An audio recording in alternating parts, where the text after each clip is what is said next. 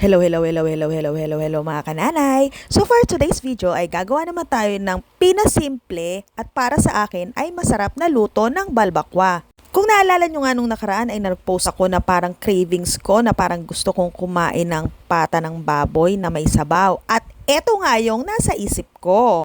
Gawin na nating into reality ang ating fantasy! Sakto nga, nung nag-grocery tayo last week ay nakakita ko ng pata ng baboy at mura lang to. Nasa 260 siguro per kilo. So nagpatimbang ako at lumagpas naman to sa 1 kilo. Siguro mga 1.3 siya at pumapatak to na 300 plus. Parang ganun, nakalimutan ko na yung exact amount. Anyway, yung party nga pala na gusto ko ay yung mga dulo-dulo nung baboy. Yung parang sa may banda-banda sa kuko na. Kasi masarap ngat-ngatin yun eh. Kasi parang yung mga taba-taba na tinatawag nilang collagen. Woo! At pagkahugas ko nga, itinry ko naman siyang chop-chopin para kako hindi naman masyadong malaki itong paa ng baboy kasi medyo parang natatakot ako.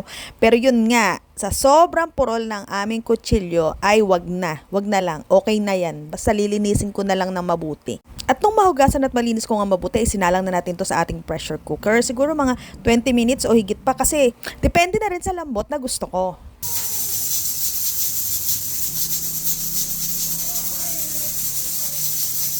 At nang malambot na nga ang ating mga karne ng pata, ay inimpisahan ko na mag-gisa. Inuuna ka ang luya, sabay naman ang sibuyas at bawang.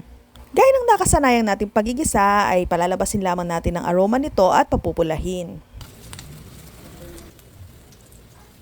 At susunod naman ay maglalagay tayo ng binabad na atswete. Ang atswete naman ay pampaganda ng kulay dito sa ating lulutuin. Ang ginamit ko nga pala dito ay magic atswete. Tinunaw ko lamang sa mainit na tubig. At isusunod naman na natin ang ating mga pinalambot na karne na pata ng baboy. At sumunod naman ay ilalagay na natin itong ating pinagpakulo ang sabaw ng karne.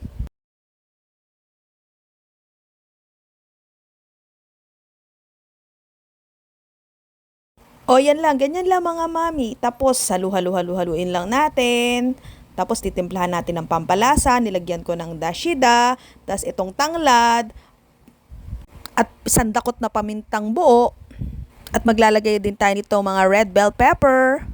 Haluin lamang natin sila at takpan para magsanib puwersa na ang mga pampalasa na nilagay natin. At eto nga bell pepper at tanglad ang magbibigay ng kakaibang lasa sa ating balbakwa. Kasi di ba tayong mga Tagalog, usually hindi naman tayo talaga masyadong naglalagay ng mga tanglad sa lulutuin natin. So para sa akin, ito yung kakaiba dito. Tapos ilalagay natin sa sabaw itong bell pepper.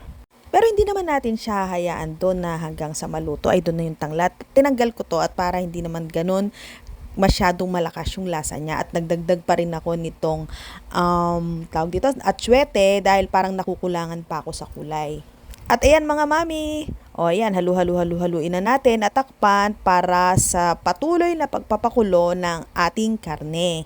Nung sinalangan natin siya sa pressure cooker at hinango, ay malambot na talaga to. Yun nga lang, gusto ko pa rin lumabas yung katas ng ating karne para masarap pag hinigop mo na yung sabaw. Alam mo yung lasang-lasa mo talaga yung karne ng baboy na pinagpakuloan ng matagal, ganon. At yan, tinusok-tusok na nga natin ng ating mga karne para sigurado talaga na malambot na to. At bilang finale naman ay lalagyan naman natin to ng mga onion leeks. Sa onion leeks mas marami, mas masarap. Huwag niyo natiprin sa onion leeks kasi pag hinigop mo to, sarap, promise. Hindi ko kayo niloloko, hindi kayo magsisisi. Ang sarap talaga ng sabaw na to. At iyan, luto na. Patayin na natin ang apoy at takpan.